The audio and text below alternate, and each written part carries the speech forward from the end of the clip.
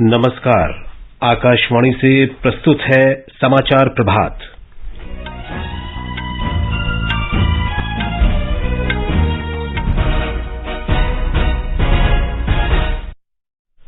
प्रधानमंत्री नरेंद्र मोदी आज गुजरात में 21,000 करोड़ रुपए से अधिक की कई विकास परियोजनाओं का उद्घाटन और शिलान्यास करेंगे। पावागढ़ पहाड़ी पर श्री कालिका माता के पुनर्विकसित मंदिर का भी अनावरण करेंगे। प्रधानमंत्री कल दिल्ली में प्रगति मैदान एकीकृत ट्रांजिट कॉरिडोर परियोजना राष्ट्र को समर्पित करेंगे। विदेश मंत्री एस जयशंकर ने मलेशिया, इंडोनेशिया और वियतनाम के विदेश मंत्रियों के साथ द्विपक्षीय वार्ता की। महत्वपूर्ण समझौतों पर हस्ताक्षर हुए। उपराष्ट्रपति एम वेंकैया नायडू ने लोगों से राष्ट्र की एकता, अखंडता और संप्रभुता की रक्षा करने का आह्वान किया। कहा, लोकतंत्र में हिंसा की कोई जगह नहीं। नौसेना प्रमुख एडमिरल आर हरि कुमार ने अग्निपथ को मेड इन इंडिया और मेड फॉर इंडिया बताया। कहा, ये देश सेवा का अवसर प्रदान करने की महत्वपूर्ण योजना। राष्ट्रीय युवा केंद्र संगठन जमीनी स्तर पर देश के युवाओं से संपर्क करेगा और नई परिवर्तनकारी अग्निपथ योजना की विशेषताओं के बारे में जानकारी देगा। उच्चतम न्यायालय की सेवानिवृत्त न्यायाधीश न्यायमूर्ति रंजना प्रकाश देसाई भारतीय प्रेस परिषद की पहली महिला अध्यक्ष बनी। वैश्विक वित्तीय निगरानी संस्था FATF ने पाकिस्तान को आतंक के लिए धन मुहैया कराने और मनी लॉन्ड्रिंग के लिए अपनी ग्रे लिस्ट में बरकरार रखा। भारत ने राजकोट में चौथे T20 अंतर्राष्ट्रीय क्रिकेट मैच में दक्षिण अफ्रीका को 82 रनों से हराकर 5 मैचों की श्रृंखला में 2-2 से बराबरी की और HS Prannoy Indonesia Open badminton के सेमीफाइनल में पहुंचे।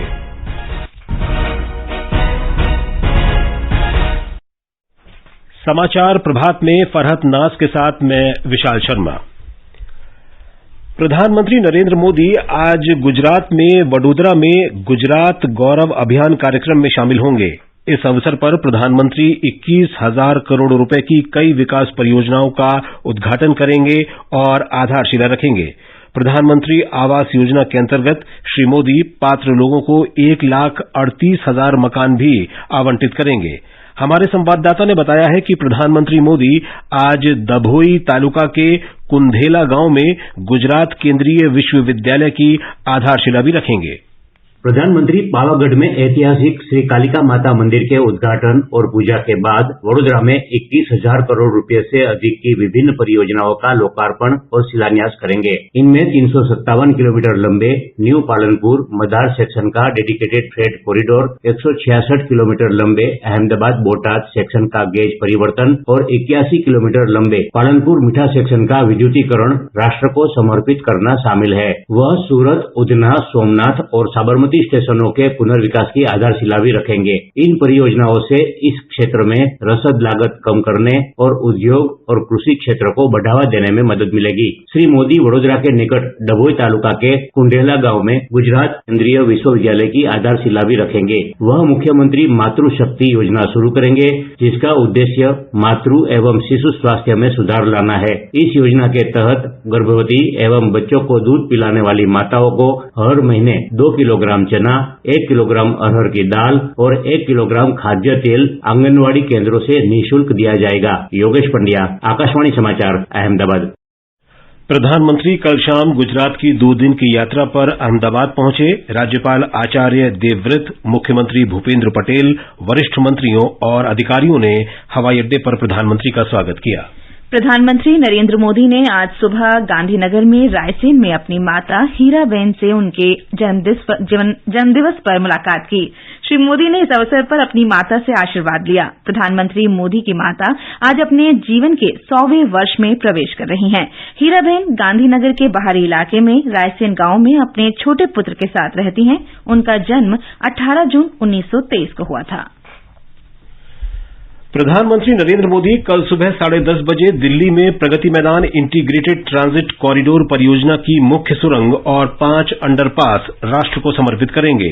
ये परियोजना प्रगति मैदान पुनर्विकास परियोजना का हिस्सा है। इसे 920 करोड़ रुपए से अधिक की लागत से बनाया गया है। इसका उद्देश्य प्रगति मैदान में विकसित किए जा रहे नए विश्व स्तरीय प्रदर्शनी और कन्वेंशन सेंटर तक निर्बाध और आसान पहुंच प्रदान करना है। ये परियोजना वाहनों की बेरोक-टोक आवाजाही सुनिश्चित करेगी, जिससे समय और धन की बचत होगी। रक्षा मंत्री राजनाथ सिंह और गृहमंत्री अमित शाह ने अग्निपथ योजना की आयु सीमा 21 वर्ष से बढ़ाकर 23 वर्ष करने के निर्णय का स्वागत किया है। रक्षा मंत्री राजनाथ सिंह ने कहा है कि अग्निपथ योजना युवाओं के लिए सुरक्षा बल के साथ ही देश की सेवा करने का सुनहरा अवसर है। अधिकतम आयु सीमा में वृद्धि के केंद्र सरकार के फैसले की प्रशंसा करते हुए उन्होंने युवाओं से अपील की कि वे सेना में भर्ती के लिए तैयारी शुरू कर दें। पिछले 2 साल से सेना में भर्ती की प्रक्रिया न होने के कारण बहुत से नौजवानों को सेना में भर्ती होने का अवसर नहीं मिला। इसलिए युवाओं के भविष्य को ध्यान में रखते हुए और उनके प्रति संवेदनशीलता दिखाते हुए प्रधानमंत्री जी के अनुमोदन पर सरकार ने फैसला किया है कि अग्निवीरों की भर्ती की आयु सीमा को इस बार बढ़ाकर 21 से 23 वर्ष कर दिया जाए। यह वन टाइम रिलैक्सेशन दिया गया है। इससे बहुत सारे नौजवानों को अग्निवीर बनने की पात्रता स्वतः मिल जाएगी। रक्षा मंत्रालय ने बताया कि आयु में छूट केवल एक बार इस वर्ष की प्रस्तावित भर्ती में ही दी जाएगी। सरकार ने कहा कि अग्निवीरों को केंद्रीय सशस्त्र पुलिस बलों और राज्य पुलिस की भर्ती में प्राथमिकता दी जाएगी। ये भ्रम फैलाया जा रहा है कि अग्निवीरों का भविष्य सुरक्षित नहीं है। सरकार ने कहा कि जो युवा उद्यमी बनने के इच्छुक होंगे उन्हें वित्तीय पैकेज और बैंक से ऋण मिलेगा। ऐसे अग्निवीर जो आगे पढ़ाई जारी रखेंगे उन्हें 12वीं कक्षा के समकक्ष प्रमाण पत्र दिया जाएगा। इस वर्ष 46,000 से अधिक युवाओं को भर्ती किया जाएगा। उपराष्ट्रपति एम वेंकैया नायडू ने कहा है कि लोगों को विरोध करने का पूरा अधिकार है, लेकिन लोकतंत्र में हिंसा के लिए कोई जगह नहीं है। उन्होंने कहा कि सार्वजनिक संपत्ति का नुकसान करना देश के हितों को नुकसान पहुंचाना है। श्री नायडू ने लोगों से उग्र प्रवृत्तियों से दूर रहने का आह्वान किया। उपराष्ट्रपति कल अपने आवास पर जवाहरलाल नेहरू विश्वविद्यालय के विद्यार्थियों के एक समूह के साथ बातचीत कर रहे थे। उन्होंने लोगों से देश की एकता, संप्रभुता और अखंडता की रक्षा करने का आह्वान किया। उपराष्ट्रपति ने कहा कि भारत सबसे बड़ा संसदीय लोकतंत्र है और सर्वधर्म समभाव के सिद्धांत का पालन करता है। नौसेना अध्यक्ष एडमिरल आर हरिकुमार ने कहा है कि अग्निपथ योजना परिवर्तनकारी योजना है। उन्होंने कहा कि ये मेड इन इंडिया और मेड फॉर इंडिया योजना है। प्रदर्शनकारियों से शांति बनाए रखने की अपील करते हुए नौसेना अध्यक्ष ने कहा कि उन्हें अग्निपथ योजना को पढ़ना और समझना चाहिए, क्योंकि ये योजना राष्ट्र सेवा का एक अवसर है।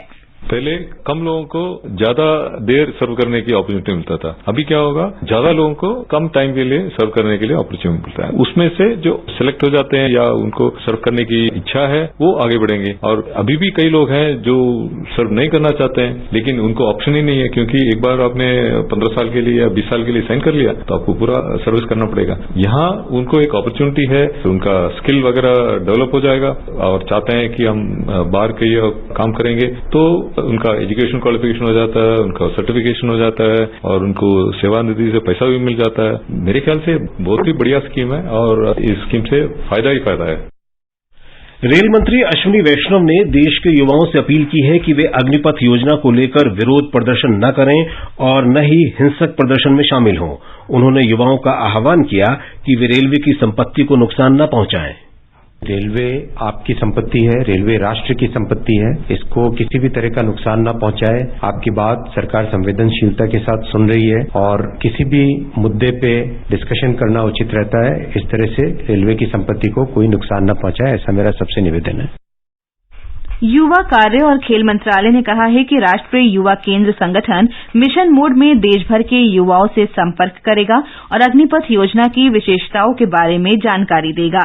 इस संबंध में युवा कार्य और खेल मंत्रालय के सचिव संजय कुमार ने कल राष्ट्रीय युवा केंद्र संगठन के क्षेत्रीय निदेशकों के साथ वर्चुअल बैठक की और योजना को लोगों के बीच पहुंचाने के लिए आवश्यक कदम उठाने को कहा। श्री संजय कुमार ने बताया कि राष्ट्रीय युवा केंद्र संगठन अपने क्षेत्रीय कर्मचारियों के अलावा निचले स्तर पर यूथ क्लबों से जुड़े युवाओं तथा अन्य हितधारकों को शामिल करेगा और अग्निपथ योजना के बारे में जानकारी का प्रचार करेगा।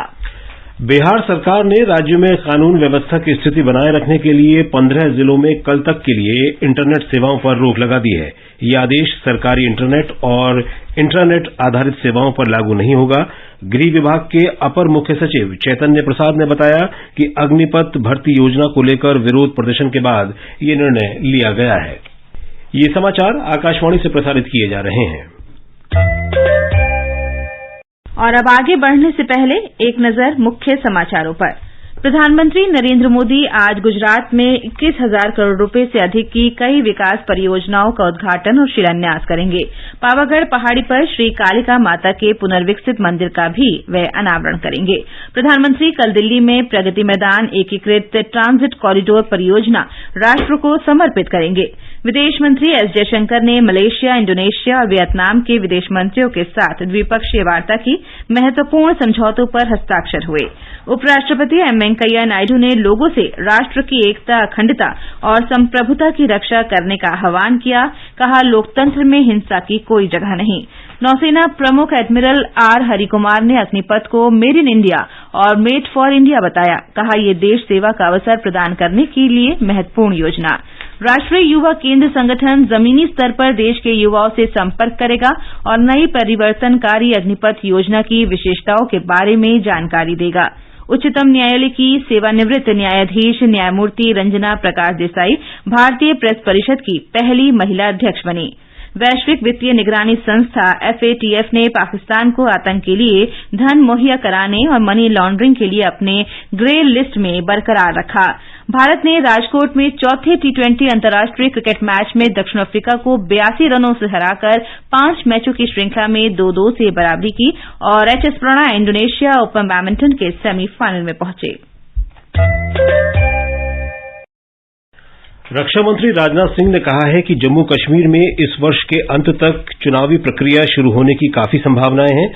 रक्षा मंत्री ने महाराजा गुलाब सिंह के राज्याभिषेक के 200 वर्ष पूरे होने के अवसर पर कल जम्मू में आयोजित एक समारोह में कहा कि अनुच्छेद 370 समाप्त होने के बाद जम्मू कश्मीर देश के शेष भागों से पूरी तरह जुड़ गया है और विकास के मार्ग पर बढ़ रहा है। उन्होंने कहा कि पाकिस्तान इस तथ्य को भूल नहीं पा रहा कि भारत विशेष रूप से जम्मू कश्मीर चुनौतियों के बावजूद आगे बढ़ रहा है।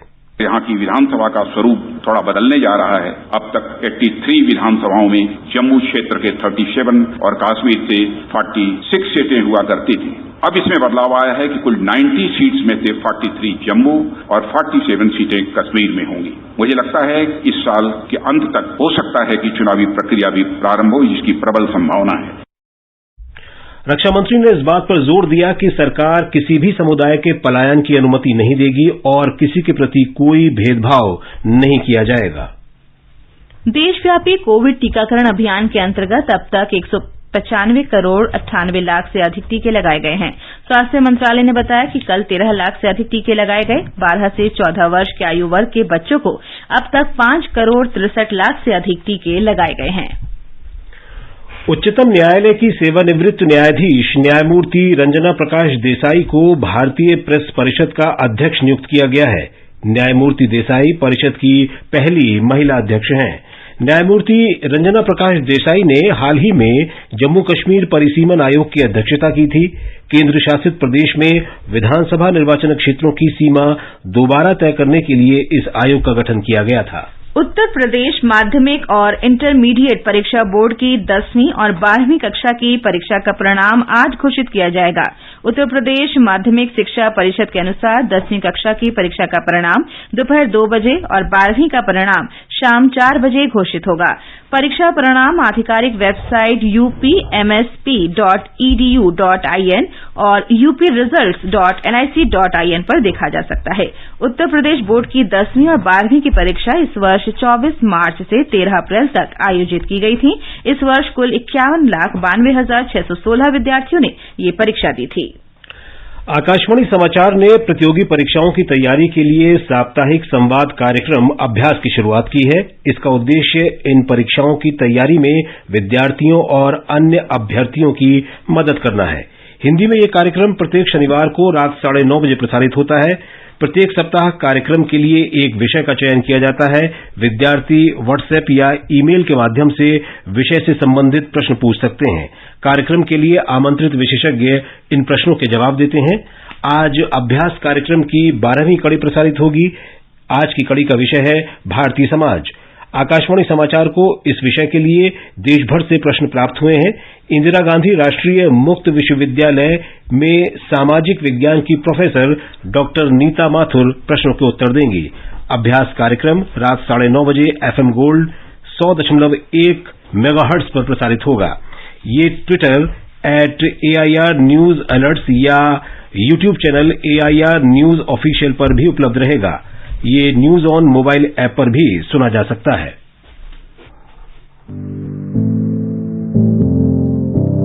कंपटीशन की अगर आप कर रहे हैं तैयारी, तो उनके लिए ऑल इंडिया रेडियो पर हम लाए हैं अभ्यास, एक ऐसा कार्यक्रम जिसमें आप पूछेंगे सवाल व्हाट्सएप नंबर 9289094044 पर, या फिर ईमेल करेंगे abhyas.airnews@gmail.com पर, और हमारे विशेषज्ञ देंगे इसका जवाब। आपका अभ्यास हमारा प्रयास।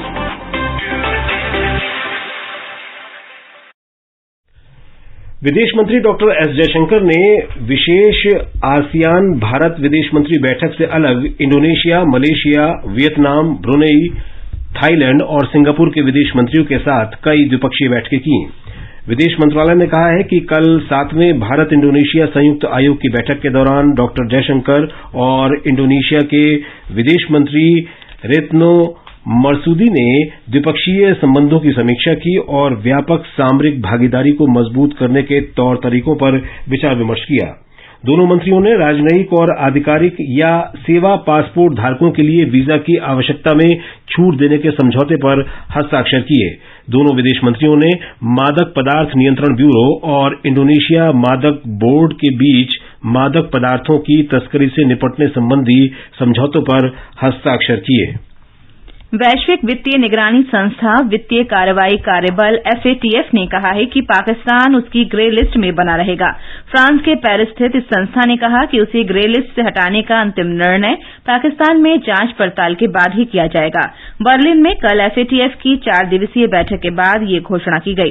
बैठक में विभिन्न देशों के सरकारों तथा संयुक्त राष्ट्र और अंतर्राष्ट्रीय मुद्रा कोष के प्रतिनिधियों ने प्रमुख धन शोधन और आतंक के वित्त पोषण मुद्दों पर चर्चा की।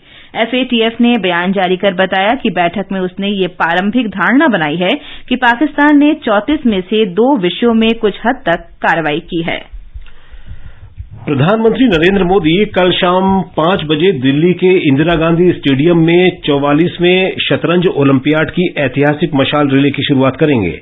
हमारे संवाददाता ने बताया है कि अंतर्राष्ट्रीय शतरंज महासंघ ने ओलंपिक मशाल की तरह शतरंज ओलंपियाड मशाल की शुरुआत की है।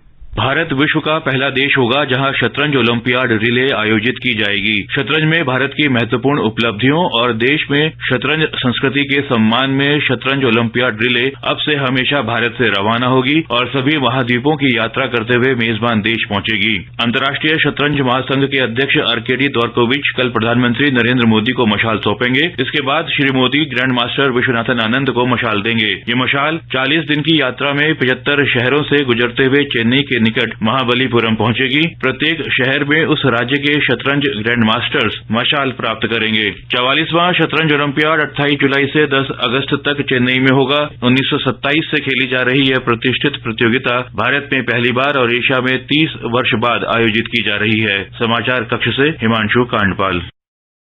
आजादी का अमृत महोत्सव के अंतर्गत आइए अब सुनते हैं आकाशवाणी की विशेष प्रस्तुति आजादी का सफर। आजादी का अमृत महोत्सव।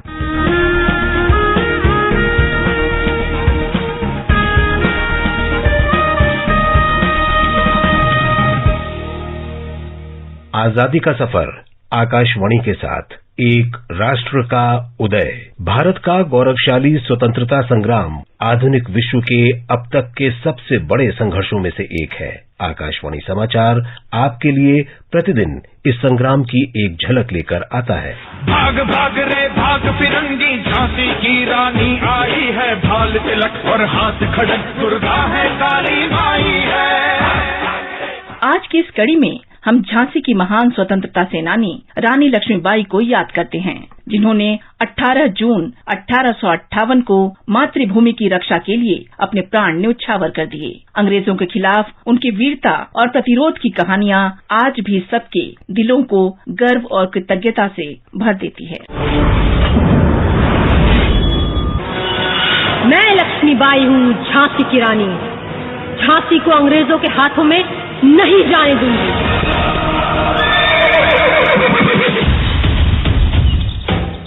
रानी लक्ष्मीबाई का जन्म 16 नवंबर 1835 को हुआ था। उनका नाम मणिकर्णिका तांबे रखा गया था, लेकिन उनके माता पिता उन्हें प्यार से मनु और नाना साहेब पेशवा छबीली कहकर बुलाते थे। उनके पिता बिठूर चले गए, जहां वे बड़ी हुई, और नाना साहेब तात्या टोपे तथा राव साहिब के निकट संपर्क में आई।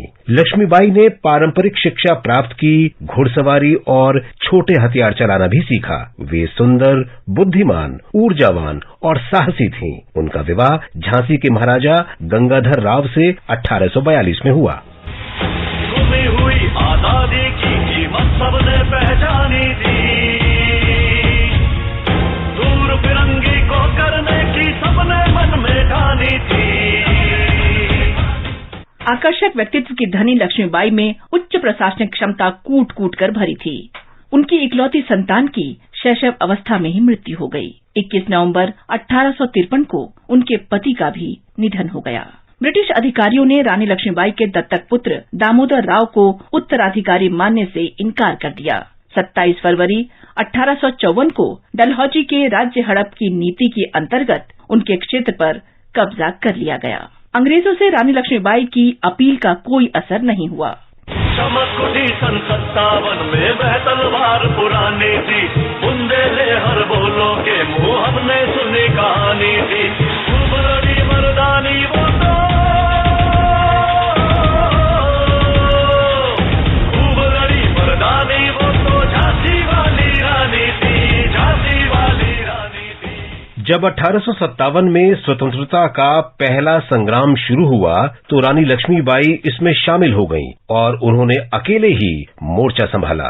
8 जून 1857 को सिपाहियों द्वारा जोखन बाग में अंग्रेजों के नरसंहार और उनके दिल्ली जाने के बाद रानी ने सरकार की बागडोर संभाली और सामने आई चुनौतियों का सफलतापूर्वक सामना किया। 20 मार्च 1858 को ब्रिटिश जनरल ह्यूज रोज के हमले के दौरान उन्होंने 2 सप्ताह तक वीरतापूर्वक झांसी की रक्षा की और अंततः अपने पुत्र के साथ घोड़े पर सवार होकर कालपी निकल गई।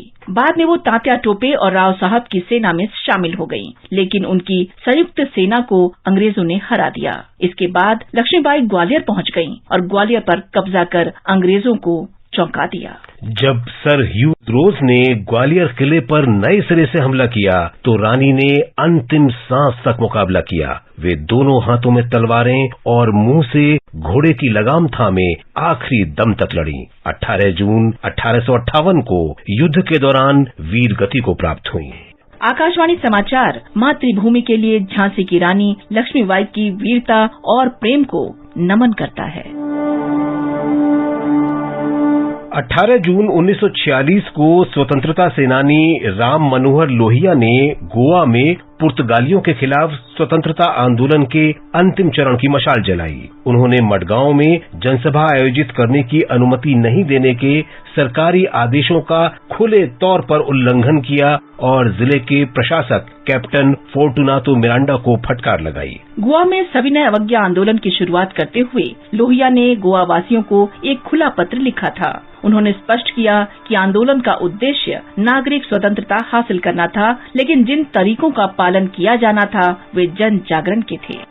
लोहिया ने भारतीयों का आह्वान किया कि वे स्वतंत्रता की लड़ाई में गोवा के भाइयों की मदद करें, लेकिन पुर्तगाली शासकों ने समय के संकेतों को समझे बिना सविनय अवज्ञा आंदोलन को मोविमेंटो दा रुआ कहा, जिसका अर्थ है सड़क के किनारे का आंदोलन। हालांकि आंदोलन पूरे राज्य में फैल गया तथा गोवा, दमन और दीव को 1956 में पुर्तगाली अधीनता के 451 वर्षों के बाद मुक्त करा दिया गया और इस तरह भारत की भूमि से अंतिम औपनिवेशिक अवशेष मिटा दिया गया। इसके साथ ही आजादी का सफर आकाशवाणी के संग श्रृंखला का ये अंक समाप्त हुआ। मिलते हैं कल अगली कड़ी में।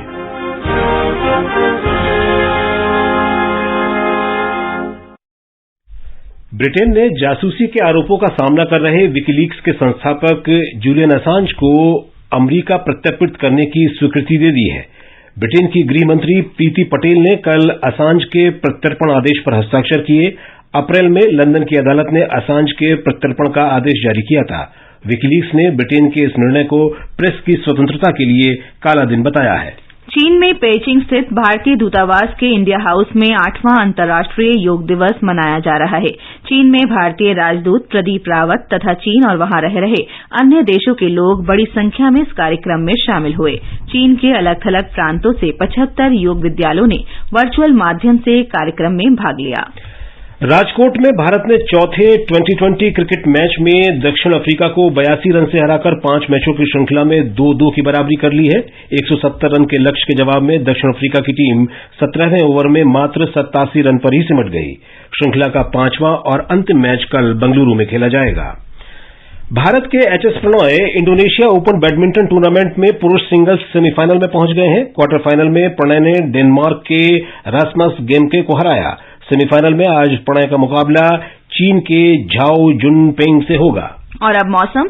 राष्ट्रीय राजधानी दिल्ली में बादल छाए रहेंगे और हल्की बारिश हो सकती है। न्यूनतम तापमान 21 डिग्री और अधिकतम 36 डिग्री सेल्सियस रह सकता है। मुंबई और कोलकाता में बादल छाए रहेंगे। चेन्नई में बारिश का अनुमान है। श्रीनगर और जम्मू में बादल छाए रहेंगे और 1 या 2 बार बारिश हो सकती है। लेह और गिलगित में बादल छाए रहेंगे। बारिश या धूल भरी आंधी आ सकती है। मुजफ्फराबाद में भी बादल छाए रहेंगे। गुवाहाटी में लगातार बारिश होने का अनुमान है। इम्फाल में बादल छाए रहेंगे। अगरतला में बारिश हो सकती है। गंगटोक और ईटानगर में बादल छाए रहेंगे। कोहिमा, शिलंग और आइजॉल में भी बादल छाए रहेंगे। और अब आज के समाचार पत्रों में क्या खास है फरहत? जी विशाल, रोजगार पर फोकस करे राज्य, प्रधानमंत्री मोदी ने मुख्य सचिवों को दिए निर्देश। इस खबर को देते हुए अमर उजाला ने लिखा है, हिमाचल प्रदेश के धर्मशाला में मुख्य सचिवों के राष्ट्रीय सम्मेलन में प्रधानमंत्री ने राज्य सरकारों को रिक्त पद जल्द भरने को कहा। सेना में भर्ती के लिए महत्वाकांक्षी अग्निपथ योजना पर हिन्दुस्तान की सुर्खी है, अग्निवीरों की भर्ती के लिए 2 दिन में जारी होगी अधिसूचना।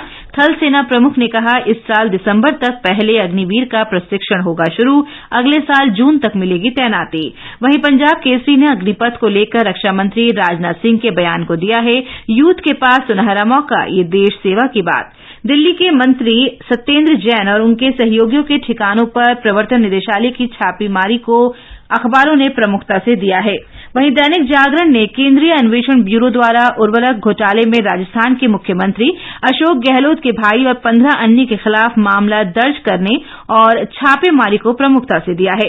नौकरी पेशा अब कर सकेंगे part time PhD, Rajasthan Patrika की खबर है। यूजीसी काउंसिल की बैठक में पीएचडी रेगुलेशन 2022 के ड्राफ्ट को दी गई मंजूरी। पीएचडी प्रोग्राम में 6 माह का कोर्स रेगुलर मोड से करना होगा, जबकि थीसिस समेत अन्य रिसर्च वर्क पार्ट मोड से कर सकेंगे।